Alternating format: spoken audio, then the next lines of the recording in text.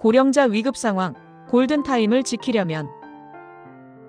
이틀 전 서울 한 아파트에서 70대 독거노인이 쓰러진 채 발견됐습니다. 넘어진 지 36시간이 지난 뒤였습니다. 제발 누가 좀 도와주세요. 그분의 휴대폰에는 발신되지 못한 119 통화 기록이 남아 있었습니다. 손이 떨려 번호를 끝까지 누르지 못했던 것입니다. 만약 응급호출기가 있었다면? 만약 생활관리사의 방문이 하루 앞당겨졌다면? 안타깝지만 이런 일은 매일 일어나고 있습니다. 하지만 예방할 수 있습니다. 지금부터 그 방법을 알려드리겠습니다. 일부 고령자 실태. 우리나라는 현재 일본, 캐나다와 함께 세계에서 가장 고령화율이 높은 선두그룹을 이루고 있습니다. 2024년 기준으로 우리나라 65세 이상 노인 인구는 약 1,000만 명을 넘어섰으며 우리나라 전체 인구의 20%를 초과하는 초고령 사회에 들어섰습니다. 그중 배우자 또는 가족과 함께 생활하시는 분을 뺀 홀로 사시는 분이 37.8%에 달한다는 2024년 통계가 발표되었습니다. 즉 고령자 가구 약 5가구 중 2가구가 1인 가구라는 말입니다. 이는 신체적, 정신적으로 허약하고 또 경제적으로도 취약한 노인분들이 배우자나 가족도 없는 불안한 홀로 생활에 내몰리고 있다는 뜻이죠. 국가에서는 연간 약 25조 원에 달하는 재원을 기초생활지원, 요양시설 확충, 치매관리, 노인 일자리, 돌봄 서비스 등 노인 복지에 쏟아붓고 있으며 매년 약 9% 이상씩 증가하고 있는 실정입니다. 그럼에도 불구하고 노인들의 삶의 질이 좋아지지 않고 노인 빈곤율이 OECD 국가 중 최하위에 머물러 있으며 홀로 사시다가 갑자기 고독사 하시는 비율도 줄어들지 않고 있습니다. 2024년 우리나라 고독사 수치는 3,924명으로 전년 대비 7.2% 증가했으며 최근 언론 뉴스를 보면 독거노인의 안전 취약성과 골든타임을 놓쳐 사망한 사례가 심심찮게 보도됩니다. 최근 4년간 전체 노인 안전사고는 25,000건에 달하며 독거노인의 손상 경험률이 전체 노인 인구보다 높고 특히 낙상사고가 63.5%로 가장 높았습니다.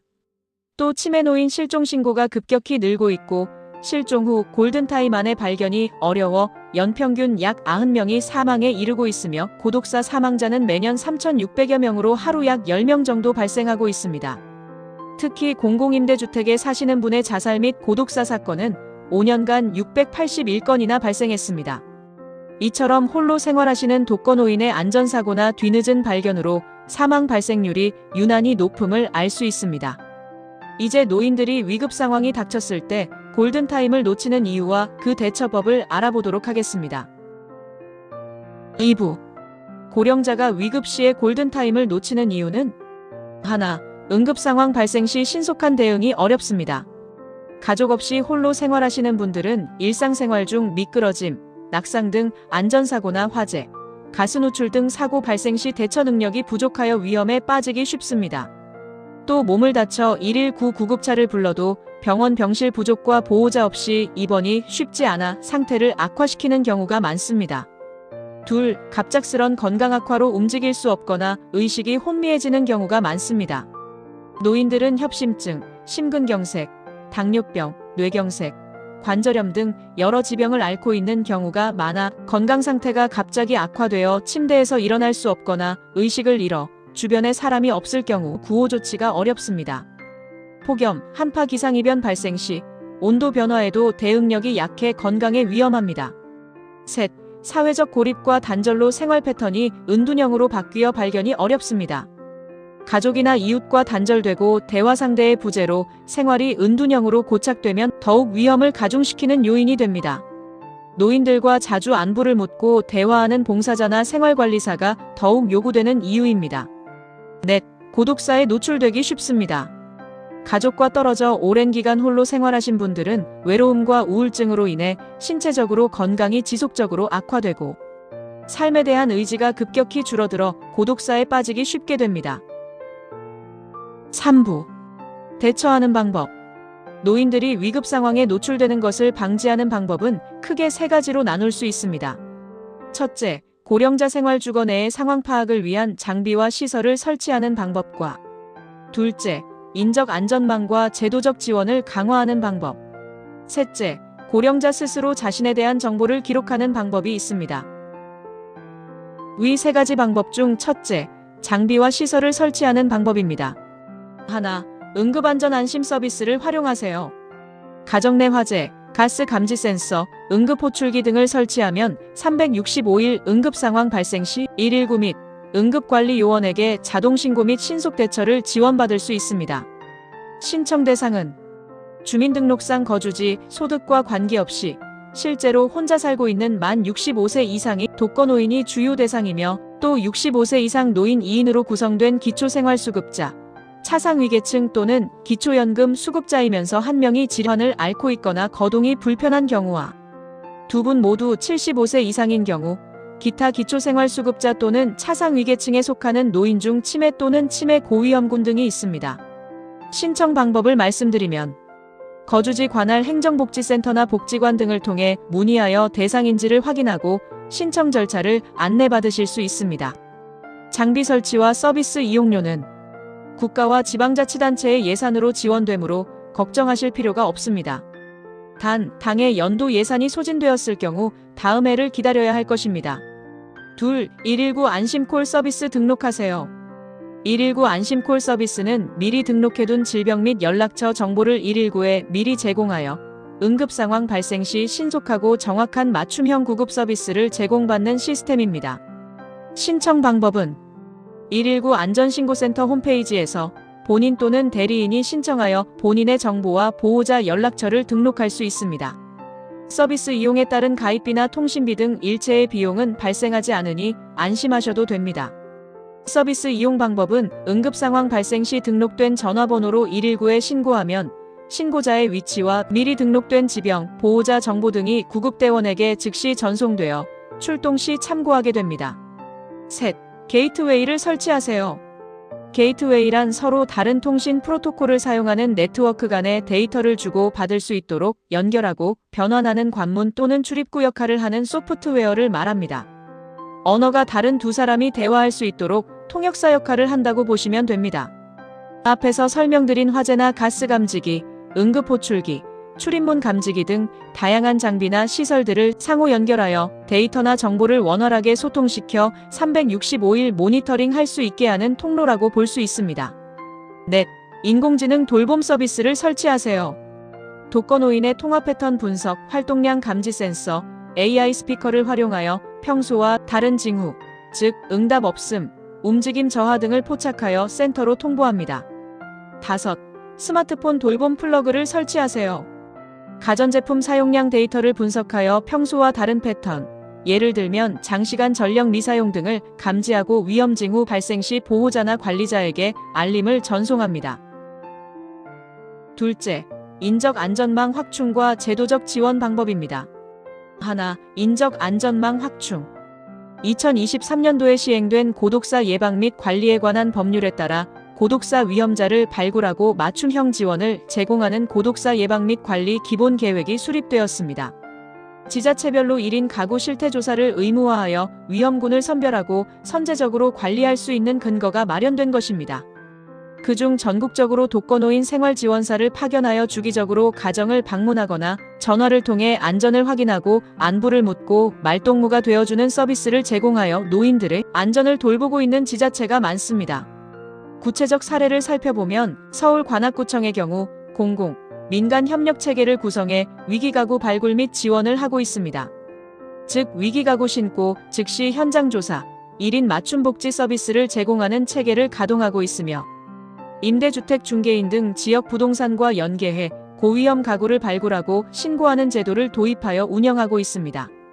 또 2025년 서울 광진구청의 경우 스마트 복지 안전 서비스 개선 모델에 선정되었는데, 고독사 고위험 300가구에 출입문 열림 감지 센서를 설치하고 문이 일정 기간 열리지 않으면 자동 알림과 함께 복지센터 출동 체계를 구축하였으며, 또한 스마트 케어 플랫폼과 앱 기반 일상생활 모니터링을 통해 이상 징후를 감지하고 대응하게 하였습니다. 서울시 구로구청의 경우 고립위험 가구 111가구를 대상으로 IoT 화장실 조명 스위치 돌봄, 온 사업 실시로 일정 시간 이상 반응이 없을 경우 관제센터에서 확인 및 출동함으로써 스마트폰 사용이 어려운 고령층도 지원이 가능하게 되었습니다. 서울시 용산구청의 경우 2025 고독사 예방 및 관리 프로젝트 운영을 통해 생활환경 개선, 사회관계망 형성, 사후 지원까지 포함하였습니다. 예를 들면 이웃과의 공동활동, 단체 프로그램, 정서 지원, 사망 후 유품 정리나 청소 비용으로 최대 100만 원을 지원하기도 합니다. 그리고 커뮤니티 케어 방식을 도입하여 병원이나 시설에 의존하지 않고 지역사회에서 노후를 보낼 수 있도록 주거, 보건, 의료, 요양, 돌봄을 통합적으로 제공하는 체계입니다. 사고 발생 시 병원 치료 후 집으로 돌아와 지역사회에서 지속적으로 돌봄을 받을 수 있도록 연결하여 사고의 재발과 악화를 방지합니다. 이러한 서비스들은 독거노인이 홀로 안전사고를 겪었을 때 방치되는 시간을 최소화하여 생명을 구할 수 있는 골든타임을 확보하는 데 초점을 맞추고 있습니다. 2. 후견제도를 통한 보호 지원. 성년 후견제도는 고령자만이 아니라 질병, 장애 등 사유로 인해 스스로 사무를 처리할 능력이 부족하거나 결여된 성인을 보호하고 지원하기 위해 마련된 민법상의 제도입니다. 이는 기존의 금치산, 한정치산 제도를 대체하여 본인의 의사를 존중하고 폭넓은 지원을 제공하는 것을 목표로 합니다. 크게 법정후견과 임의후견으로 나뉘며 법정후견은 법원이 개입하여 후견인을 선임하고 대리권, 동의권, 취소권 등을 부여하여 피후견인 고령자 등을 보호하고, 임의후견은 아직 판단 능력이 있을 때 미리 후견인을 계약을 통해 정해두는 것을 말합니다. 지원 범위는 단순한 재산 관리뿐 아니라 치료나 요양, 일상생활과 관련된 신상보호까지 포함될 수 있습니다. 후견제도 인적 안전망 중의 하나로 활용할 수 있을 것입니다. 셋째, 고령자 스스로 자신에 대한 정보를 기록하는 방법. 하나, 자신의 의료정보 및 긴급연락처를 기록한다. 나이가 많아지면 각종 질병 때문에 병원 출입이 잦아지게 됩니다. 신체나 정신이 온전할 때에는 스스로 병원에 가서 치료받거나 약을 사서 복용할 수 있지만 질병이나 갑작스런 사고를 당했을 때는 혼자서 움직일 수 없거나 의식이 혼미해질 경우가 생길 수 있습니다.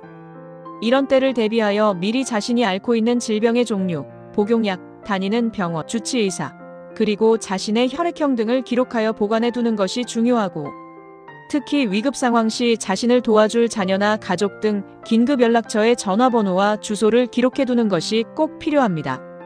2. 개인정보를 기록한다. 불의의 사고나 갑작스런 위급 상황이 발생할 경우를 대비하여 최소한 자신이 누구인지를 밝혀줄 기본적인 정보는 건강할 때 미리 기록하여 두는 것이 좋습니다. 예를 들어 자신의 성명, 나이, 주소, 전화번호, 가족관계, 이용하는 인터넷 웹사이트의 아이디와 비번 등을 작성해두면 문제 해결에 도움을 줄 수 있습니다. 셋, 자신의 위급 시 가까운 사람이 통장에 돈을 인출할 수 있도록 준비한다. 평소 은행이나 ATM 기기에서 쉽게 돈을 인출하여 사용하다가도 자신이 사고나 질병으로 움직일 수 없을 때 자녀나 가족이 대신 은행 창구에서 비밀번호를 알고 현금을 인출하려 해도 은행 직원은 절대로 돈을 내주지 않습니다. 그 이유는 은행의 규정상 본인 이외에는 현금 인출이 불가하게 되어 있기 때문입니다. 따라서 자신이 움직일 수 없는 위급 상황에서 병원비나 기타 긴급한 용도에 쓰려면 사전에 미리 은행을 방문하여 일정한 조치를 취해야 합니다. 그 방법의 하나로 건강할 때 미리 위임할 사람과 함께 은행을 방문하여 위급 시 그 사람의 잔고를 인출할 수 있도록 금융거래 위임장을 작성해 두어야 합니다. 또한 2인 명의로 공동 명의의 통장을 개설해두는 방법이 있습니다. 한 사람이 위급할 때 다른 한 사람이 통장에 돈을 인출할 수 있습니다. 그리고 예금인출자 사전지정 제도를 활용하여 지정된 자가 내 통장에 돈을 찾을 수 있게 하는 방법이 있습니다. 위의 방법들은 반드시 자녀나 배우자 등 믿을 수 있는 사람으로 선택하여야 안전할 것입니다. 넷, 자신이 가입한 보험 현황을 기록한다. 본인이 사망한 경우에는 자녀나 가족이 안심상속 원스톱 서비스를 이용해서 망자의 보험 가입 현황을 파악할 수 있지만, 사망하지 않고 의식이 혼미할 때나 치매에 대비하여 보험 증서 보관 장소를 기록하거나 보험 설계사의 연락처 등을 기록해두면 보험금 수령에 불필요한 시간과 노력을 낭비하지 않고 파악할 수 있습니다. 5. 사전 연명 의료 의향서를 작성한다. 사전 연명 의료 의향서는 19세 이상의 성인이 임종 과정에 있을 때를 대비하여 연명 의료 및 호스피스에 관한 본인의 의사를 문서로 작성한 것으로, 무의미한 생명 연장을 거부함으로써 편안하고 존엄한 죽음을 선택할 수 있도록 돕는 제도입니다.